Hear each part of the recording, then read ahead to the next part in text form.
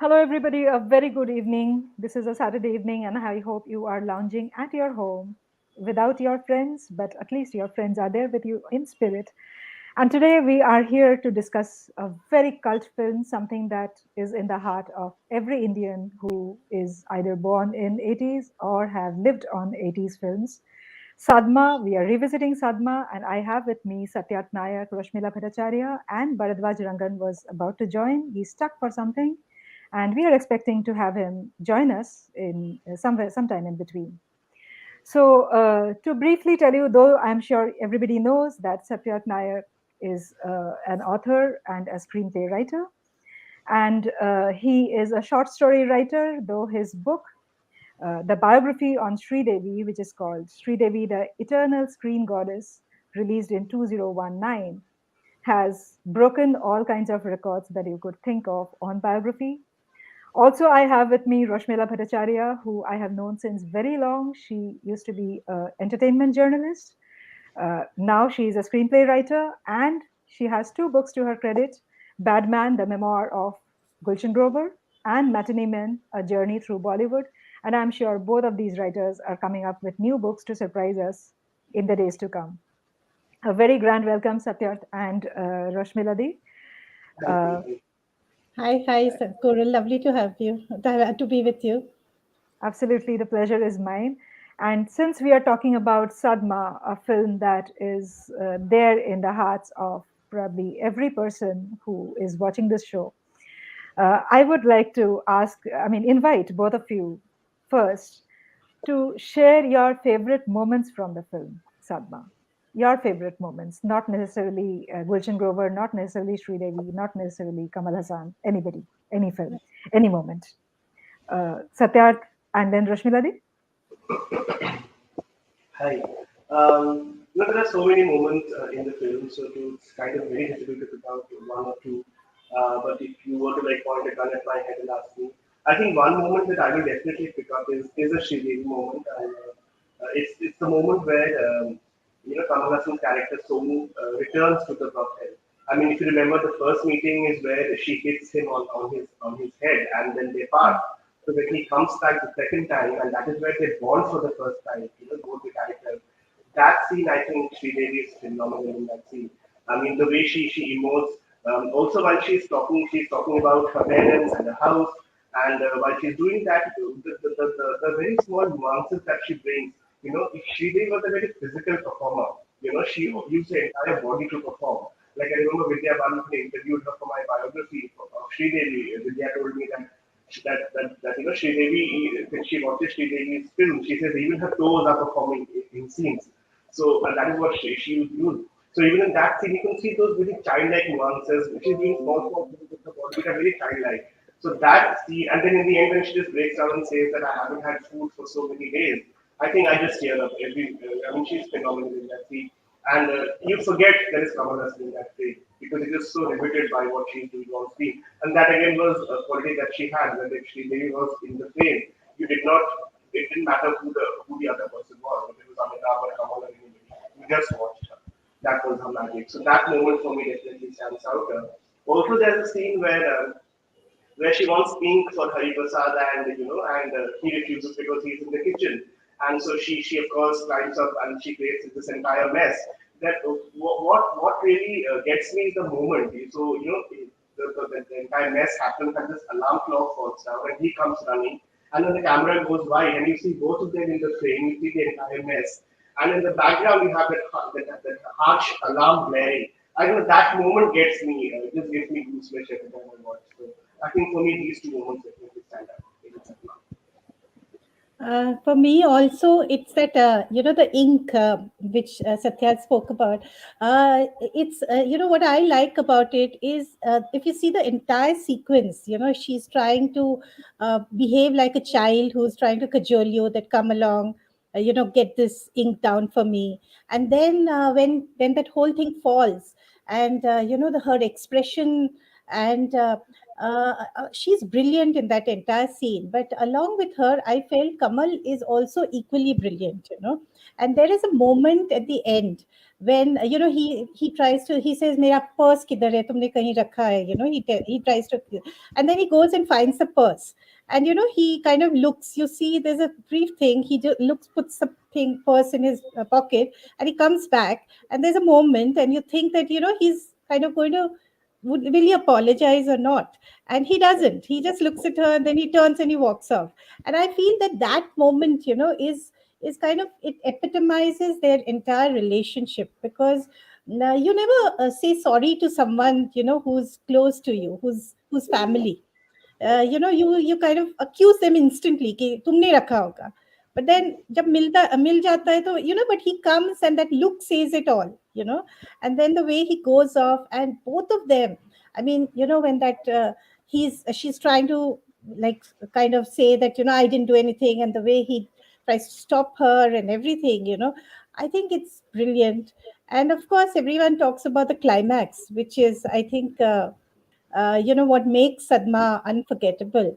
And I remember reading that, Balu had wanted to, the director had wanted to make a very quiet kind of an end, where she just comes and she goes away with her parents. And this whole, that whole drama that you see, he's trying to, get her to remember, try to behave like the monkey and all, was all Kamal Hassan. He was the one who kind of actually, like, literally choreographed the scene. And I find that very fascinating when I think about it. True that. Probably the last scene is etched in our memories to the extent that we want that. At that moment, probably all of us had in our heart something like some miracle will happen and Sridevi will recognize and we will have a happy ending. But that doesn't exactly happen because it doesn't happen. And Yes. that is the beauty of the film. I, One I memory that remember I, I remember speaking to Bansi about that scene when I interviewed him for the biography, and he said even that we comedians love sad endings. So if our Yeah. movies have sad endings, those movies become.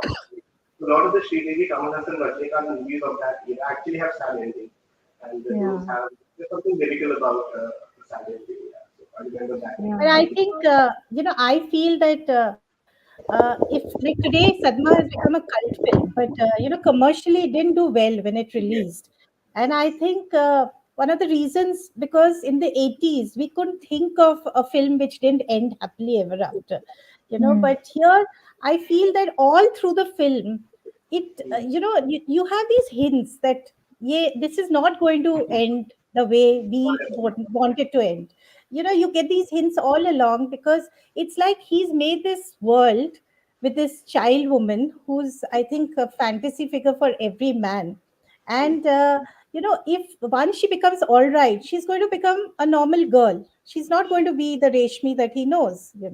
So that world is a world, a kind of an idyllic, fantasy world, which will never come true. I felt that was the whole intention all along. Yeah, yeah, I agree. So it's like an Eden that he has created, which is Eve, Absolutely. and this Yes. only belongs to him and no one else. But Yes. you know that Edens don't last, and this will shatter. In fact, Absolutely. Gulshan's character is kind of a blow to this Eden. You know what he does? It's Yes. Yeah. like intruding into that very personal, private temple-like secret space that he has created for himself and for Yes. Reshmi, which is what makes Gulshan's character so pivotal to the film. The way he intrudes upon it. Yeah, Yes. true. And One observation that I had about Sadma was that when Sridevi had lost her memory, she picked up that pup and hmm, she named him Hariprasad. And Hariprasad was actually the name of her father, which yeah. is actually giving a hint right in the beginning that this much is what she'll remember Hmm. once the memory flips. Yes. And or probably less because she didn't remember that Hariprasad was the name of the father. Hmm. And it was a comic moment, but it was a very tragic moment as well. Yeah. Yeah. No, and also, as Satya mentioned, that if you look at the location, like, it starts with the city, the brothel, that reddish light and everything, and then it moves instantly to this pastoral kind of atmosphere. So it's like he's taken her away, from all that which could harm her. And Yeah. yet, it's ironic that, there's this one person, Gulshan's character, who's still there. It's like that serpent, In the leaf. in Eden. So that's so it's interesting. Yeah. Since you made that point on the location, I would like to bring your attention and that of the audience in this part of the conversation, that the music, the location, the plot, and the audience of the film. How does Sadma still continue to be a cult film? What was in the plot? As you have just mentioned one moment, one point, that it was just a scoop out of Sri Devi, that she had been scooped from one kind of location to another, Hmm. which where she would be a little more comfortable. So somewhere the story does take care of that through Kamal Hassan. Would you like to draw attention on the music, the plot, and the characters a little bit? I feel that, if the plot was a very cleverly designed plot. Like if you look at it, it has all the tropes. There's this girl, she's a child woman. There's a dadi or nani. There's this villain who comes momentarily. There's Silk Smita. Who's the woman. Like if you look at South films, since this is a remake of a South film, Hmm. the hero always had a Silk Smita kind of a heroine. And here, Hmm. because the heroine was this child girl, child woman, so Silk came in to kind of become this fantasy figure, that ulala, ulala kind of a, you have that same kind of a song also in it. Hmm. So the fact that, because the ending was going to not fall into, what was the perceived notion at that time, he kind of ensured that there were the other elements, commercial elements were all there. So, the only way he veered away from the plot was in the ending. And I Hmm. think that had a little bit to do with his personal life, because this film came very Yeah. soon after Shobha committed suicide, his second wife.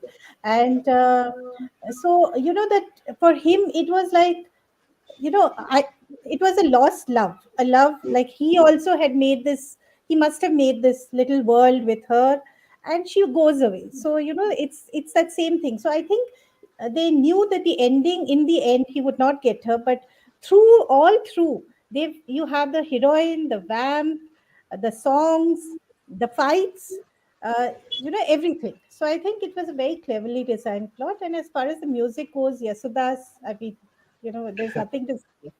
Absolutely, yeah. India has Yeah. also started. Yeah. Satyat, would you like to add to that? The Yeah, I music and mean, the plot?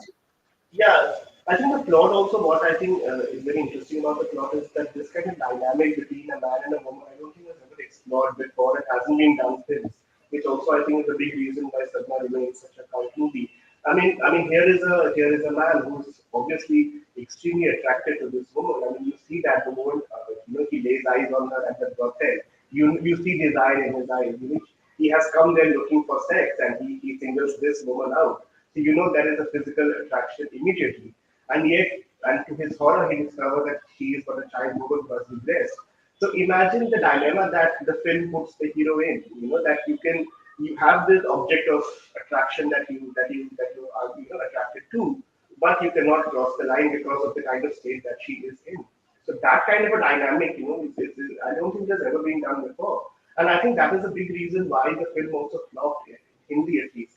I mean, of course, Tamil it was a big blockbuster, but in Hindi it flopped because it suddenly made the male audiences not fantasize about Sridevi. Sadma doesn't want you to fantasize about her. Why 2 months back there was Himatwala that had made Sridevi this ultimate object of male fantasy. She had become every man's wet dream. And suddenly here comes a film which presents Sridevi in the beginning again as this voluptuous and beautiful lady. Yeah. And within moments the film goes to topsy turvy, and now you're supposed to think that now you can probably be like a father or a brother, but you cannot be her lover. So that I think confused all the men in the audiences that we cannot. This is not the Sri Devi we came to see. Where So I think that was a big reason. So I think that dilemma is what really captures. Even if there is a brief moment towards the end where I think Kamal is fantasizing about Sri Devi. If you remember where she comes in a Yeah. sari, Sorry, Yes. yeah. and even that moment where he's fantasizing about her, she ends up feeding him milk. So again, she becomes a very motherly kind of a figure to him, you know. So I think this is so confusing on so many levels. That, you know, how do we process this heroine? That I think made this a very unique heroine, which is why where she's a heroine, yet she's not a heroine. She's not the object of desire, but rather an object of affection, you know. So, which Absolutely. is what I think that dynamic I think makes film so unique and makes the character so unique. Sridevi's character so unique. I think the only other film that kind of came very close in this zone is again a Sridevi iconic movie like Namne, you know, where again if you Hmm. see in the second half, Viren's character is of course attracted to Pooja, but she's the daughter. So again, there is that discomfort zone. That is an element of taboo. How can I express my love for her? She's like my daughter, you know. So that comes again that zone kind of very similar to what I see in Sadma. So I think that, and like she said, you know, music, what can one say? With Ilya Yeah. Raja, it's Udas, it's Gulzar. You cannot get Yeah. better than that, and you cannot Yeah. get more.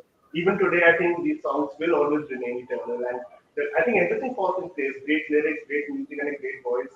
That ensures, you know, that's the music for like for generations. What would you say about the choice of location? I mean, the location is was also exotic. I mean, Yeah. anything that you would like to bring to this discussion in terms of So your observation of the location?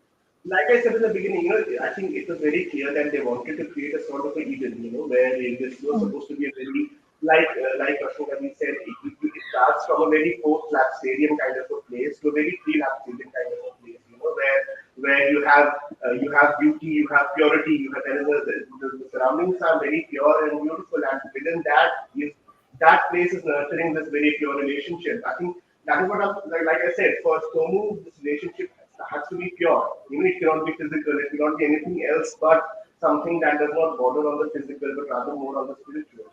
So, which is why the place fosters that, you know, the kind of place, which is why they made a very conscious choice of putting it in a place which is remote, which is kind of like she says, you know, she's taken away out of civilization into their own personal, you know, it's like their own personal garden, which is what the relationship Yeah. is.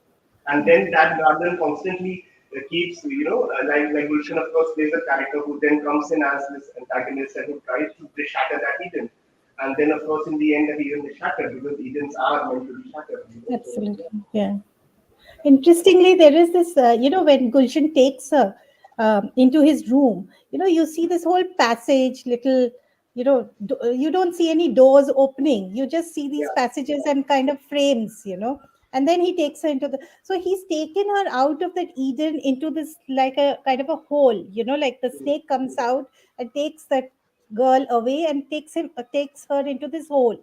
So it's, that whole room, there is nothing there, just a chair, and he's just shutting the window, and there's absolutely nothing. So it's like a hole, so there are a lot of these metaphors and stuff like that, which is there all through the plot.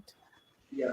Also, the things that he creates in that location, like there is a Bangar Ka Naach, you know, that Yes. they both watch, you know, or you see Sridevi playing hopscotch with the kids. So again, Yeah. these are very childlike elements, which kind of gives you the sense of the innocence of that place. You know, it is a Yeah. place where, which is kind of like what Rashmi is right now. You know, it is almost as if we have entered Rashmi's own headspace, like in that Yes. kind of location, where those are Yeah. the things that are there in a child of that age. And it is why she's unable to process that the innocence with which she goes away with Gulshan because you know he says I can help you with your dog. Again, you know, those very innocent, just the way a child would be. So it's almost like Balu takes us inside the psyche of this character, you know, with that kind of location. So which of course then shatters us. Yeah, yeah. And here is Daddy. Hi Daddy.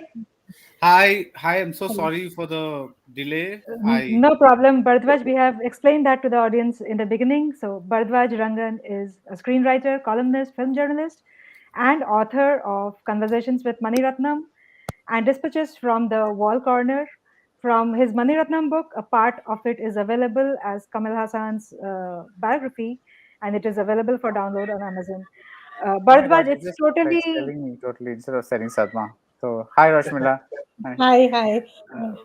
Bharadwaj, it's totally And criminal for if me I to just not like ask. very quickly, if I might just very quickly add, you know, when I was doing the Sridevi biography, I had flown down to Chennai, and Bharatwaj was super busy, you know, but he said, no, you've come all the way from Bombay. I'll spare time and I'll talk to you. So thank you, Daddy, once again for Please, being it's so nothing. generous and all that. It's a good. I always good to help a film buff. So, Absolutely.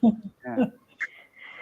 So, Bharadwaj, we had been discussing this particular session. We had taken it a little ahead, but it's totally criminal to not ask you to share your favorite moment from Sadma. So, I would go back to that question for you and then come back again with the next question. My favorite moment from Sadma is when he has to go. He's preparing some report kind of thing, and she spills the ink, and that whole thing that he happens, and it's just one thing after another, and it literally kind of metaphorizes that a man looking after a child situation kind of thing, and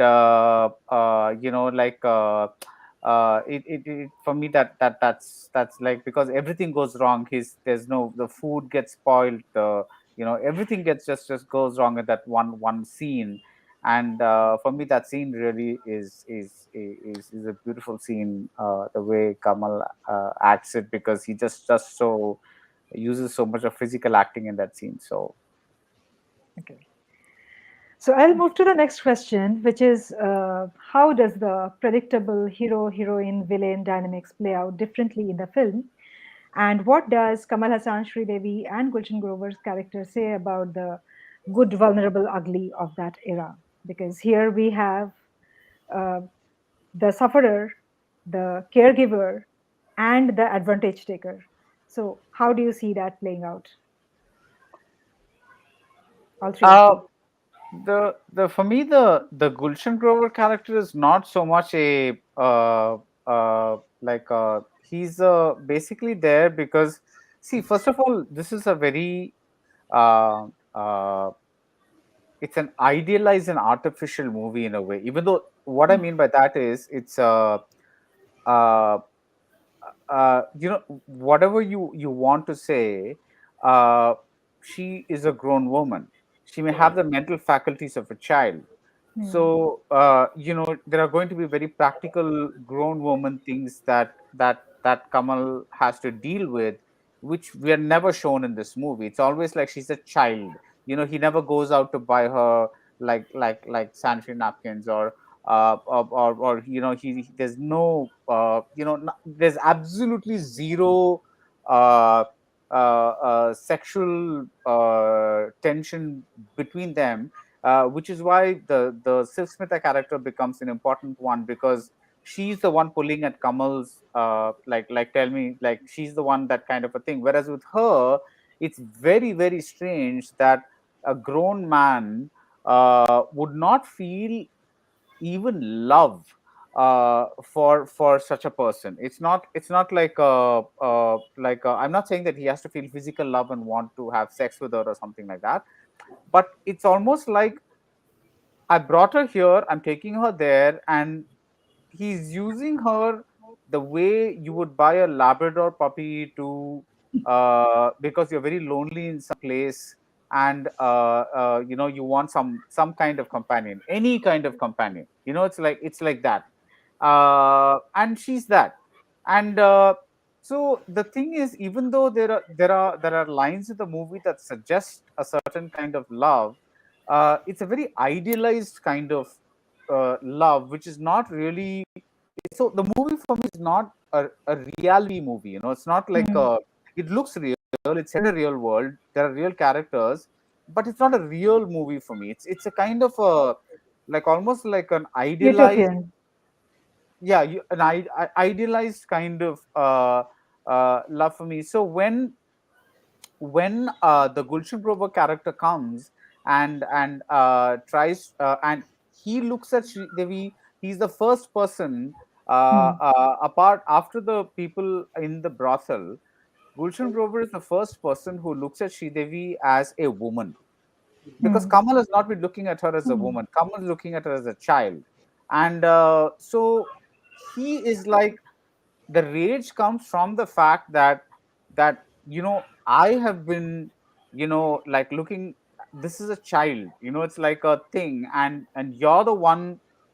It almost comes like, I have been suppressing my every instinct and looking at her as a child and not like a woman, and here you are coming and seeing her as the adult woman that she actually is. So that plays into the rage of, apart from the fact that she was attacked and this and that and all that. There's a rape attempt and all that. The crucial scene for me in that scene is that one the for him suddenly at that point he cannot bear to see the fact that there are other people seeing her for who she really is, because he's idealized her as this infant companion, this child companion, and that for me is a very interesting contrast between the two characters. Satyat, would you have anything to counter that? Because I think you had brought up a little different, Yeah, the same I thing in a had little this differently. point of view. We were discussing before Daddy joined. So my reading when I, sorry, when I see the film is, I do see a certain amount of sexual desire in Kamal when he sees Devi. Like I said, he had gone to the brothel looking for sex, and he looked at her, and I do, of course, at that point of time, he doesn't know the kind of condition that she is in. So she looks at her, and my reading is that he does see, I do see desire on his face. There's a want to be, I mean, there is an erotic feeling that he has for this woman, and she's of course an attractive woman. And it is when then he realizes the kind of condition that she is in, and then like Bali says that then he kind of represses those feelings, and then now she has to look at her like a father or like a brother. Suddenly it cannot be erotic anymore. It needs now to be more paternal or more fraternal in that sense. So that I think I find very interesting, that dynamic, that despite the fact that there is a woman, a fully grown woman, highly attractive, voluptuous woman, the way she is presented in the earlier part of the film before the accident. And of course, you see the attraction that he's attracted to. There is a physical attraction there, but he has to suppress all of that. And so that dynamic, which I think is what confused the male audiences when they saw Sadma, because Himatwala had come a few months back, and Sri Devi had become the ultimate male fantasy. But here was a film that presents Sri Devi, and you're not supposed to look at her, and you're not supposed to fantasize about her, about this character in Sadma. That I think confused the male audiences. How do we process this Sri Devi that we're not allowed to, that she's not a object of gratification, because it's not an objectified in that way. Right. So I, that I yeah. find that dynamic I think is very unique. That kind of a man-human dynamic, Yeah, man-woman no, dynamic. I'm not saying that he doesn't because my Yeah, point is that he looks at her as a woman uh, only either in the brothel where yeah, that is before he discovers what her condition is, yeah, uh, exactly.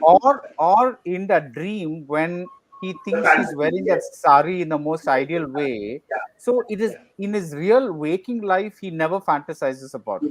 It's all in his dreams that he kind of like or in the brothel or whatever it is. So otherwise he's repressed that whole thing that a man would have for a woman, and kind of a kind of a thing, because and when I say again that this is a strange movie, I mean, like any sane person would just like hand her over to the police or something like that and say, she's lost and she's kind of a thing, and he just takes her away to like wherever, and tries to have an ideal life with her.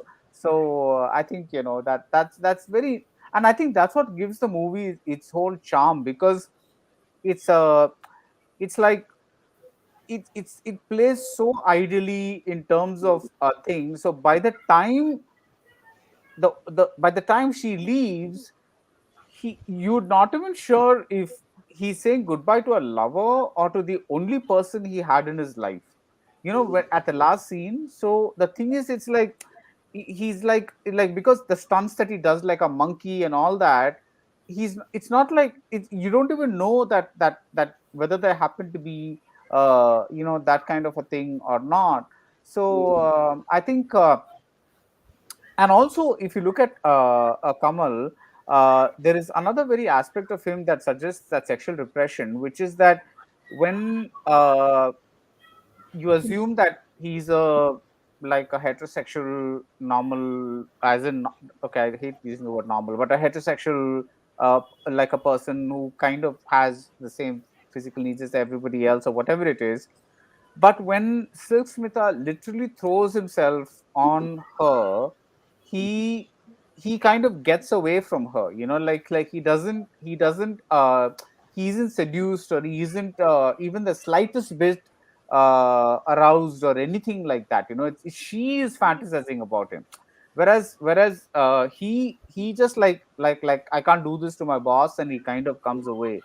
So there's a strange repression going on within that Kamal character himself, where he completely keeps sex away from his thing. And even if you look at the brothel scene, it's only his friend who says, Yeah, "How long can you be like this?" and takes him there. It's not like he himself says, "Oh God, I feel like I need some physical stuff, so I'm going there." It's not that at all. It's more like his friend drags him there. He doesn't know what to do, like he's as awkward as Sridevi in that scene. Yeah. So it's like yeah, it's Yeah. that's it's a very strange, nice movie. So and there's this moment, if you remember, when they're on the train and she's having the ice cream, and he comes and she's sitting in a very awkward way, and her skirt is all the way up, and he looks and he pulls it down. So it's like, is it for himself or for the entire world? What is it yeah, that he yeah, does? So yeah, that yeah, action yeah, also is very suggestive. The way he pulls it down. yeah. Yeah. So yeah, right. So Uh, it's a tricky. Yeah. Rashmila, the one very interesting point that Satyarth and Baradwaj had brought out is that in Kamal Hassan's world, Sridevi actually features as a woman from that little girl stage, with Hmm. the incoming of Gulshan Grover as the antagonist, who actually looks at her as a woman and not a child. Hmm. What would you have to say about that? I mean, that part of the film, or Gulshan Grover's you know contribution to the film. So, since we've spoken a lot about the characters and the plot, let me just go back a little bit behind the scenes. So, this was Gulshan Grover when he was struggling. Mhm. This was a film that came to him literally unexpectedly. And this was his first rape scene. I mean, the bad man's first rape scene. And he was, as like he was like really nervous. I think he was more nervous than Sridevi because she had done quite a few by then. And what I found very interesting is that he said that she pushes him and he goes flying. In there's that part, and he said that when she pushed him, he actually fell a few feet away, and he fell in a heap, and he just sat there and looked, and the whole studio started laughing, and they said, okay, the villain has gone, he stumbled. And if you look at it, that's how the in most Hindi movies the villain has to stumble at the end, he has to fall at the end. And in this film, I just felt that he felt like almost midway through the film. After that, there is no other, I mean, you don't see him coming back, you don't see any other bad guy. It's almost like this character has been brought in because you need a villain. You can't have a Hindi film without a villain and a rape scene. So this has been, that's what I meant, that it's a very cleverly designed screenplay with all the essential ingredients. If you look at it, there is a villain, there is a vamp, there are songs, and yet uh, today we celebrate it as a different film. True.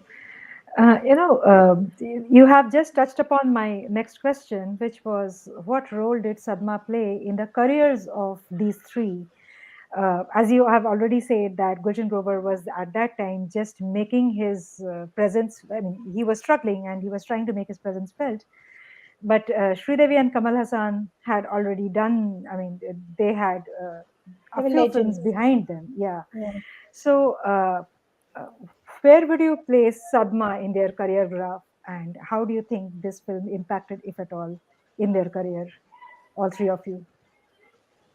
So I would like to say here that even though Sridevi was almost a legend by then, very well established down south, in Hindi cinema she was still relatively new.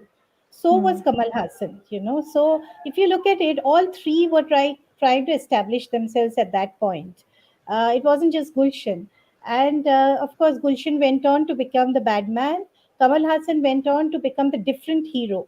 You never see him playing the same role in any of the Hindi films that he Hmm. did after that. Though he tried to be the conventional hero or the sacrificial hero, whatever, in films like Sagar and all. And Sridevi, I think, realized at that point that to have a Sadma in a career graph, she would also, or a Lamhe, she would also have to have enough commercial hits so to balance the two.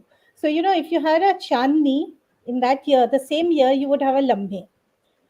You have, so that was the pattern that she followed all through, I think, through her career. It was so she kind of understood that if she needed to make a mark and be established in this industry, she would have to be the fantasy, the commercial fantasy woman for everyone, and occasionally for her own creative satisfaction, she could do a sadma, a lamme, um, that kind of.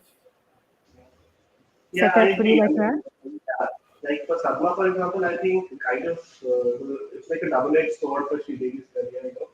See, on one hand, I mean, like I said, Hematwala had released a few months back, and at that point of time, everyone saw her as this, another import from the south who was good at figure, good at dancing, and all of that. Sadma opened the eyes of the industry that here was a brilliant performer.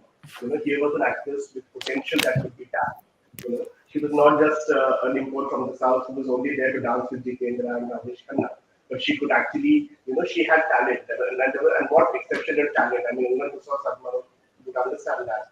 So definitely that was the good part. The bad part was Sadma flop, and because the movie flopped, so no matter how good the industry perceived her as an actress, she was still getting the tofas and the maqsads and the story because they still wanted a tafiya or a tofa. So despite the fact that he Mm. was a great performer who could literally perform out of her skin, she was still being offered commercial pot boilers until of course a Nagina or Mr. India would happen and then she would become the superstar that she eventually did. So that's what so there was one part where the industry discovered who she was as a performer, but also it took them time to then process her and she could never be boxed. She could both be a star. She could also be an actor. That combination is very rare. So which is why the industry kind of discovered her slowly. Finally, Nagina and Mr. India, then of course it was going to pull back. So for Baradwaj, would you me, I like to think add?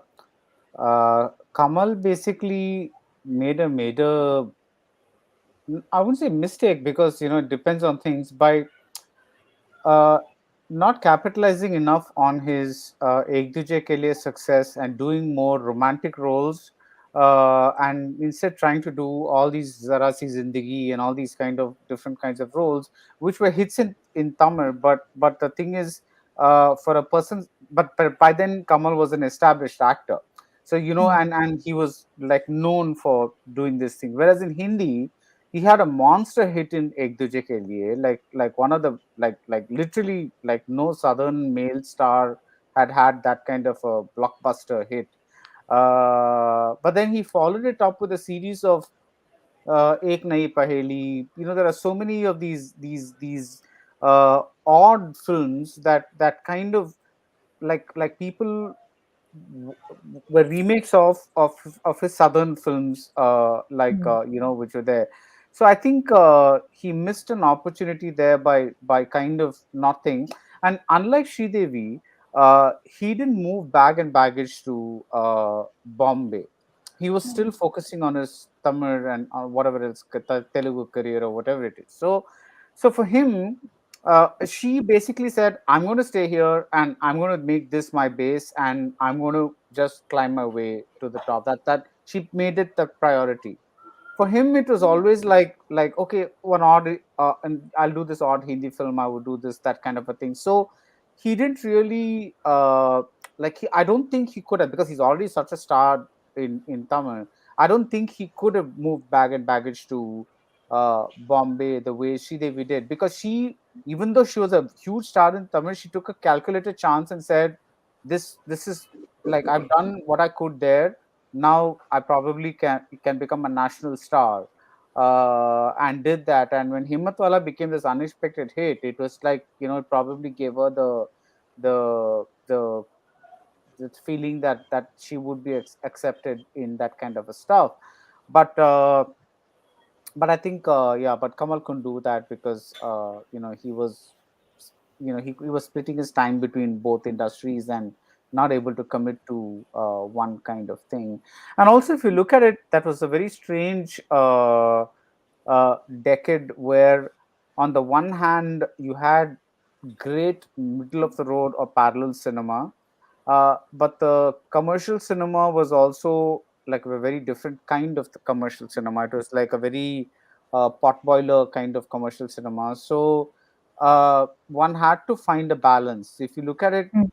there is no real, with the exception of Govinda and maybe a couple of others, there are no real 80s made stars. It's like there are that decade did not create that, like how the 60s late 60s created Yeah. Rajesh Khanna, or how the 70s created Amitabh, and how the 60s created Jitendra, and how that there are so many people that you can name. You look at the 80s and look at the major heroes, uh, probably with the exception of Mithun and Govinda, there's literally nobody else. I can't think of off the top of my head. uh, so it's like I don't think a Kamal could have done much with what he was given, because it was that kind of a thing. Because there were interesting movies being made in the commercial space even without this. But then there were people like Rishi Kapoor and all that who had monopolized that space, where the softer hero who would act in slightly different kind of a thing. They were there. They were already there. Mm. They established. They had been there for some 10, 15 years. The audience was used to seeing them. So there were that was happening. So yeah, I think it was a kind of an odd decade for him to kind of a thing. And like I said, he couldn't leave his home. So home base. Yeah. Also, Oh, I think one. if I could, Adi could correct me if I'm wrong. I think even for Sridevi, I think she made I think the decision happened at the right time, because if you see the kind of role she was getting in Tamil cinema at that particular time, I think she had kind of exhausted, and she was kind of getting slotted in a lot of the Rona Dona kind of roles in Tamil cinema. I don't think Tamil cinema was using her as a star the way Hindi cinema did. When she came here, the kind of screen time she got. If you see, I mean, look at the sheer number of double roles that she got, in Bollywood, and the way Bollywood used her comic talent, whether it's the Mr. India Mm. or the Chalban. I think that also was a big advantage that she had when she made that switch, to Bollywood. So that also, I think, is an important aspect of the career that she had. And I would disagree slightly, because she was a top heroine, like like I think, because in the I agree with the type of roles that you're saying, part. Because for example, in Zara Si Zindagi's Tamil version, she's the heroine. So the thing is, she was getting serious roles as well as the potboiler kind of role. So she's doing everything, and she was Oh, doing this across like two languages, Telugu and Tamil, like non-stop. So she was like pretty much there. But I think she like had the vision to see uh, that she could become the next Hema Malini or Rekha. I would not even say that, because Hema Malini and Rekha are people who started off in Hindi films. Like they did not become stars in they're southern women, but they basically had their careers in Hindi cinema. Whereas maybe only Vaijayantimala earlier can be considered as somebody who did a lot of Tamil films and then went to Hindi and succeeded. So something must have told her that this is a much bigger opportunity, and of course the money must have been better. The a lot of things must have worked in that favor. So. and it's very surprising that Sridevi continued to work in Telugu films right until 1994. But Tamil cinema, I think 86 was the last movie that she did with Rajnikant. Yeah, Which also yeah, I find because very also, surprising. yeah, she continued working there, because I think she was kind of yeah, that was also, it's a strange thing that she continued working in Yeah, Telugu and not in Tamil. in Tamil. But also, a new breed of actresses had come in Tamil, with the commercial films. So I don't know that she could have pulled off kind of the thing there. So yeah, it's a thing. But I would, this is such a sad thing that she was such a non-talking reclusive person, because it would have been great to know her like it's a risk, right? It's like you're packing bag and baggage and moving to you have two very safe industries where you're the top star, and then you're saying, I'm going to ditch all this and I'm going to go to Bombay, where I mean, I've had one blockbuster in Himmatwala, but after that I don't know. It's Right. so she took it. She took the chance, and she just pretty much got what she wanted. One question that I had is why did the Tamil version do much better compared to the Hindi version? I mean, it can't be just Kamal Hassan's star power, or Sridevi's star power. There must be some other reason. Is No, it I is it something to do with the audience? No, I don't see. The thing is, by then, see, first of all, by then, Balu Mahendra was known to the Tamil audience as the maker of a certain kind of serious Hmm. film. So this was marketed. This came as a Balu Mahendra film, and the Tamil audiences knew this is his kind of film. So there was no confusion about, "Arey, ye kya ho raha hai?" There was nothing left that sort, because Balu Mahendra's films are like that. Second, Kamal had always split his time being lover boy, serious actor, lover boy, serious actor, lover boy, serious actor. So there was, oh, okay, so this movie he's a serious actor. So let's go think of whatever it is. Third, Sridevi was recognized as a serious actor. Again, she was playing potboiler, serious actress, potboiler, serious actress, potboiler, serious actress. So there was no real. It was just one of the serious projects that kind of came along and did well. But in Hindi, Kamal was not an established star yet to kind of take on this kind of a role, because you the same thing that happened with Kumar Gaurav. If you notice, he had a huge hit in Love Story, kind of a thing, but then he kind of really struggled to kind of come up with a second project or third project Hmm. that kind of would kind of a thing. Whereas if you look at like a Sunny Deol, he recognized his strengths and his limitations and pretty much chose films that kind of took him to a position of power. So I think it's a lot of that. Whereas in Hindi, Satyarth said, he said, uh, uh, you have Sridevi. None of them are established actors, and also this was such a low profile movie. Who's Balu Mahendra? What is this? Who's Ilayaraja? Who are these people? There is no real a thing Identification. identity to any of these people. So by the time Balu Mahendra made Mundrampira in '82 or whatever, he had been making movies for like almost like a long time, So whereas here it's kind of a thing, and also the texture of the movie, the mood of the movie was very familiar to Tamil audiences.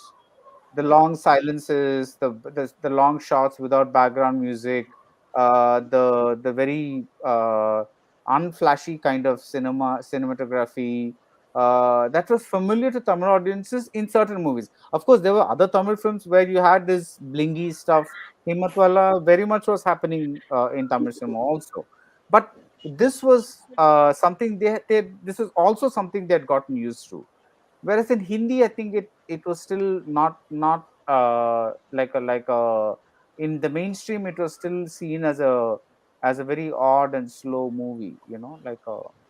I think with Hindi cinema, the thing is, down the decades, we've had a very distinct divide between commercial, mainstream cinema, and the offbeat, whatever Yeah, you call it, parallel, or whatever. So even today, OTT is doing that job for them.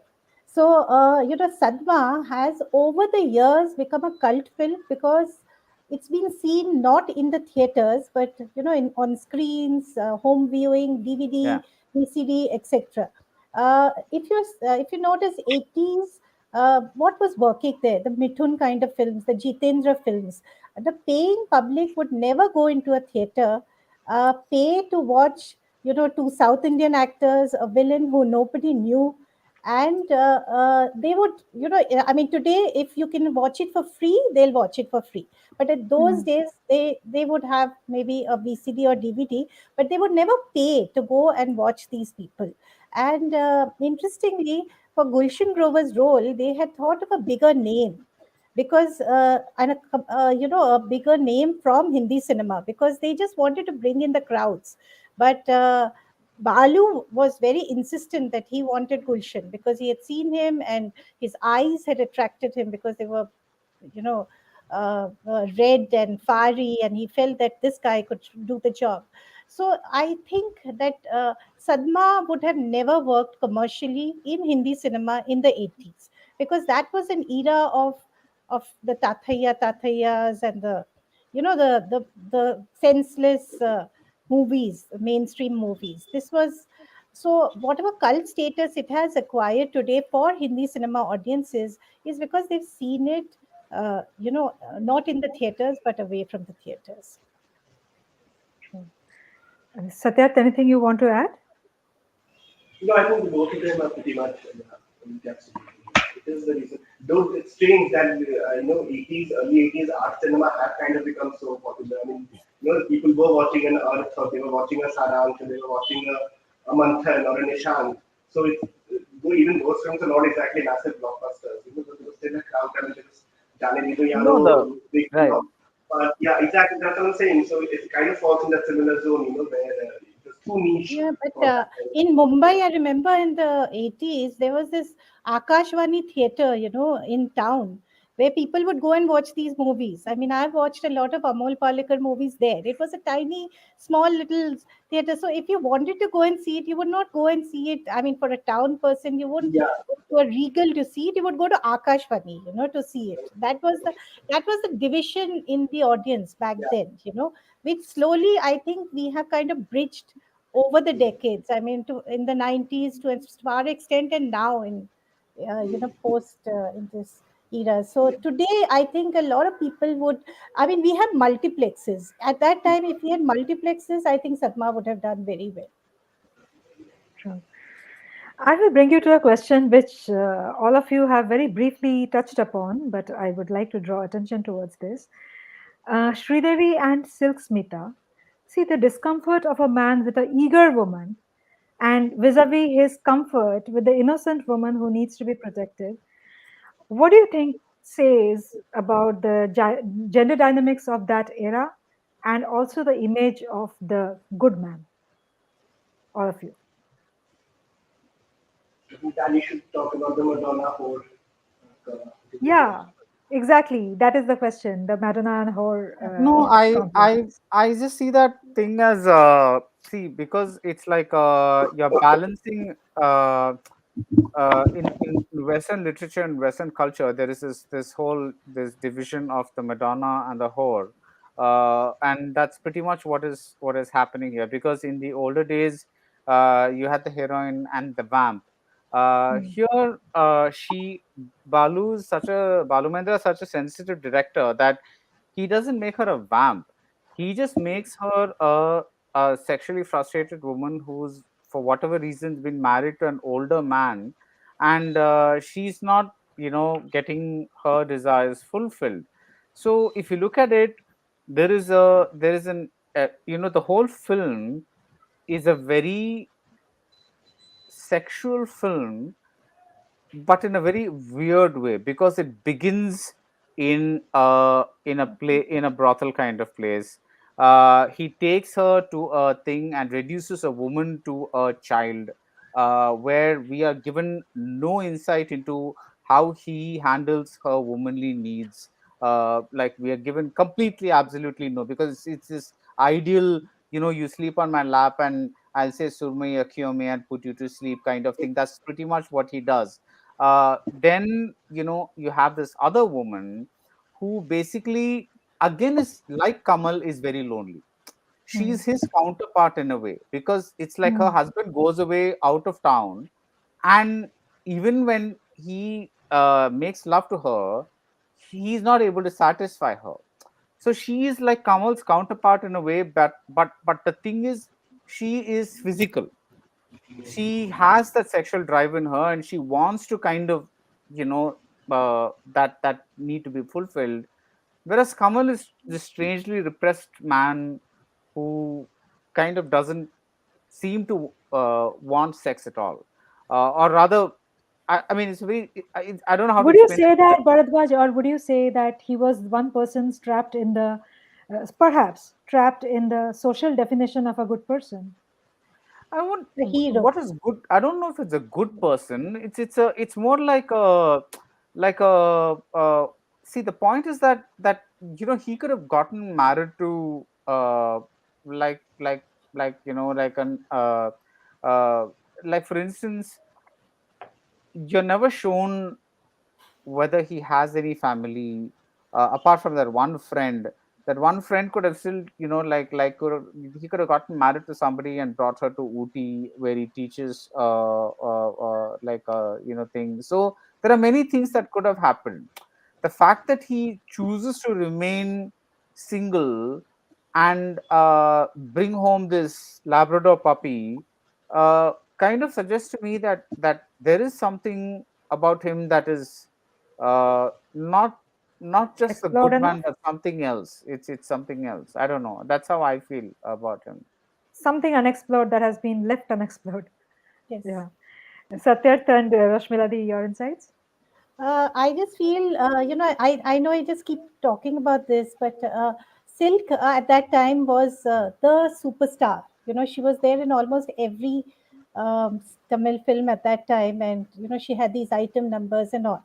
I think the way Gulshan's character was brought in very briefly to play the stereotypical hero, the same way she was brought Villain. in as a counterpart to Sridevi's character. Yeah. So, if like for the Hindi film audience, Silk was not that desirable, but for the Hmm. Tamil audience, she was this very desirable woman. So, you have turned Sridevi into this child woman, so you needed another counterpart to her, so the audience doesn't feel cheated. So that's why Silk had this kind of a long parallel track almost, running along. Gulshan was there for a very few scenes. He was almost like brought in because you had to show Kamal's character as heroic. He had to rescue her not only from the brothel but from other wolves, literally in the Hmm. jungle. So that's the thing. So that's why I feel that you have a stereotypical hero who is doing things differently because of the way his character is mapped. You have this heroine who is definitely not doing what the heroine is expected to do, but you have a vamp to make up for that, and you have the villain to ensure that the hero remains heroic in every possible way. So I see it like that. Satyarth, would you like to add anything? Yeah, I think, I mean, honestly, I kind of always cringe when I see the Silk Smita parts in the movie. I somehow just feel it doesn't belong to this film. Somehow, I just, because there's so much purity and everything else, in everything else, and this overt sexuality that she oozes in every frame, I just find it very out of place. And I believe there's a trivia here that even Kamal wasn't very happy with the Hindi song that he and Silk Smita do in Sadma, that. I'm not. I think he was not really very keen to do that particular number that they had to do for whatever commercial reasons. So I kind of get why he would have. But I mean, my reading has always been when I see Sadma is that probably the fact that she keeps throwing herself at him and he keeps rejecting her. Probably it just kind of it further glorifies his own purity as as the hero. That. I think it kind of because, like I said, here is a man who is attracted to this woman. I'm talking about the Sridevi character, and yet he has repressed himself from consummating a relationship because of the state that she is in. So in a way, he is sexually deprived, and here is a woman who is ready to offer himself to her, and yet he doesn't go for that. He doesn't seek that consummation there. Despite the fact that he is not getting it here. So I think that the purity of that relationship, I think the fact that her presence despite her presence, he doesn't stray that I think glorifies just the pure character that Somu is in Sadma. So it kind of glorifies his love and his affection for Sridevi all the more. So I think for me that is the way I see it. That that he kind of provides a foil to her overt sexuality, kind of provides a foil to his own repressed sexuality in a way. So that dynamic I think is how I about to see. Cool. So here is my last question for the evening, that this 1983 film deals with something which today people would call memory loss, as something which relates to mental health issue. And today, the audiences have changed. Uh, the way people look at things and respond to things have changed. So today, also, Sadma is still viewed and discussed. There are students of film studies who often talk about the film, and then there is the general audience, also the teens who are growing up. So that audience, which is the youth, I'm trying to define the youth who are in college or fresh out of college. If you have to define the film, and if you kind of you are telling the film, introducing the film before they actually watch it, what is it that the three of you will introduce the film as, and what should they expect? What would you tell them? So I feel that, since you're talking about mental health, for me, the biggest disappointment about Sadma is the way they deal with the whole Mm. issue of her amnesia. You know, I think maybe because in those days we used to gloss over illnesses. We never went into, amnesia. There are different types of amnesia. You just need to Google today and realize we don't know what kind of amnesia really she has. We just know Sadma, so it's trauma. So it's been induced by trauma. But the Mm. way, she goes, he takes her to this veggie and he gives her this thing, and she just gets up and she starts, she's forgotten that part of her life. Today, if we were to make a Sadma, I think a large part of the film would be devoted to the illness and Mm. how and what and how can we cure it. And having said that, I still feel that in the past, whenever we've had films on amnesia, and it's always been love stories. The girl or the guy, they have an accident, she forgets, this guy comes back, whatever. We've had it in the love, we've seen it in that whole formula, the love formula. At least It has Sadma played a told us, crucial role in many yeah, of the films, yeah, but at least in the Sadma past. told us that, okay, after she suffers this, this is what happens to her. This is how this good Samaritan takes care of her and, keeps her safe till she gets her memory back. But, if today, like you see dyslexia or you see progeria, the way they have dealt with it, Sadma has just glossed over it. So Mm. if I had to speak to someone, I would recommend the film for for the fact that it treats mental health in any way. I would recommend it Mm. as a different love story, but when it comes to amnesia, when it comes to the disease, I think they just kind of, I mean, It doesn't today, do justice that way. if someone sees it in a village, they will still think that, you take the girl to the veggie and the veggie will give some concoction and that person will be okay. So that is Yeah. not the kind of film that I would recommend, for its mental health issues. No, I agree. I agree. I think for me also that part is very problematic. The way that particular treatment is done. I mean, I think for a large part of the film, he does deal with that particular condition with a lot of empathy and sensitivity. I think that is something that Balu definitely doesn't shortchange you for. But yes, the way the first of all, the fact that it gets cured almost overnight. I think that I'm not Yeah. saying it undermines, it trivializes, but it does take away a lot from the seriousness of of the condition. Also, like she said, to get a figure like a Ved or a shaman to to give you herbs and then you treat it, it almost kind of puts it in a very esoteric zone, as if it's something almost like a piece of mythology that kind of can be resolved by Mm. something as miraculous as a medicine like a Sanjeevani herb. So that is hugely problematic. I do agree. Yeah. But I True. think but I think the rest of it, I think I see a lot of Yes, sensitivity yes. for Yeah, the absolutely. the condition is dealt with. Because, like you said, Amrita, also another film of that decade, which I think talks about mental illness, is this movie called Bhattacharya, which had Rekha and Rakhi, where Rakhi also goes through a particular Yeah. condition Yes, and she forgets Basera. part. Yeah. yes. Bhattacharya. Pasera, yeah. I think I think that is a much more stronger way. The way that there was a much more Absolutely. medical, Yeah. much more scientific backing to the way they Yeah. narrated there compared to Sama. So yeah, I do see the problem. Yeah. Bharadwaj, would you like to add? Yeah, for me, I have no problems at all with the way this movie, because I don't see it as a real movie. For me, it is like Atrangi Re. It's like it's a very it's rooted in a milieu, but the story is not. It's meant to be taken in an almost like a Fairy like tale-ish.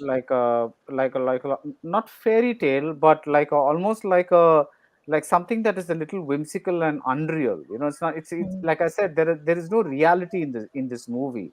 So I would not, when a movie basically does not have much reality, and it's basically about the emotions in it. I would not I would not even expect. For me, the shaman problem is not a problem at all, because it is as Good.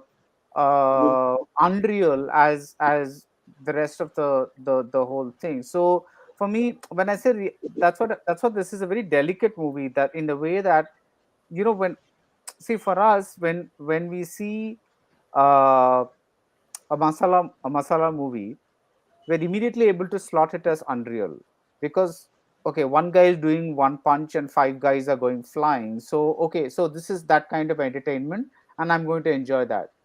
But when a movie is set in a very realistic looking milieu, Mm. the unrealness kind of becomes a little there are movies like that. There are many movies like that where which are set in a very real milieu, but the kind of thing is this thing. For example, uh, even in the original of Tere Naam, which is Setu, Bala has this Vikram character who is suffered a big head injury, and has become almost like an amnesiac, he's forgotten his thing and all that. Treated in a place where they put this. True. It's almost like an Ayurvedic treatment place or whatever it is. And for me, that is again an unreal movie, because Mm. that is kind of I mean, I enjoy it because it kind of combines the reality of the milieu with an almost like a fantasy, that's what, instead of fairy tale, I would use the word fantasy. Fantasy. The fantasy of something else. So I would definitely not be taking lessons about uh, anything from the movies, because for me, movies are fiction. Mm. And fiction means you are free to imagine anything. That is the whole thing, because it's not a documentary. It's like that has its own responsibilities. But for me, I view movies as fiction. So when you go into fiction, it's pure imagination, right? You can go anywhere you want. That's the whole beauty of fiction. It can go any direction. You are not bound to the laws of the real world. You Mm. can go anywhere you want. You can, like, that's the whole thing. And for me, this is that. It's like I mean, I'm not going to recommend any movie. I would not recommend the Tare Zameen Par to understand dyslexia. I would not recommend because it's a much more complex condition than what is shown in that movie. Truly. So I would not recommend movies at all as teaching aids for. As any Uh, kind of homework to a disease of this sort. no, no, not at all. If somebody asks me, are there movies that deal with amnesia? I would say, yeah, this is one. But again, I would not. It's not a kind of a thing, because see, these in movies, what happens is, uh, uh, the condition is almost always a plot device to get somewhere. So the amnesia becomes a plot device for her to come to Uti, or for Kamal to bring her to Uti. It's not like about him treating her or saying I'm getting a better or something like that.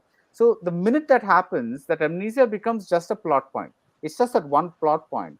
She is she it serves the plot point of bringing her there, and then it's the fantasy relationship that takes over. somehow you have to find a way to end that amnesia, that get that fantasy back to reality. So this guru kind of guy comes in, and then you kind of this one, you know. So for me, it's as I just I view it that way. Though I True. completely understand the other points of view as well, but that's what makes movie discussion so interesting, right? So Exactly. Exactly. True that. Thank you so much, Roshmila Desh, Satyarth, Thank you and so much. Bharadwaj for and your time this I'm so evening. so sorry because I got caught up with another session, and I'm so sorry for turning up late. I hope I didn't miss too much. But thank you for having me over, and again apologies. It's absolutely fine. Whenever we meet, all three of us, you can treat us with some good mithai or something that is available Yes, around your yes, corner, yes, and we yes, will yes. I be will do that. totally shameless in gorging over whatever you put on the plate. Yes. Okay. Good. Yes, I shall do that. Yeah. Thank you Wonderful. so much. This was a Thank you. Thank very you. Yeah. interesting session for Yes, us. it is. And Yes. for the audience, all of us are authors. You have our books on Amazon. This is pandemic time, your distance, reading time. Go back to reading. Thank you so much. Thank And Thank you. good night, you. all of you. Thank you, guys. Good Bye. night. Thank you. Bye, Thank Satyarth. you. Roshmila. Bye.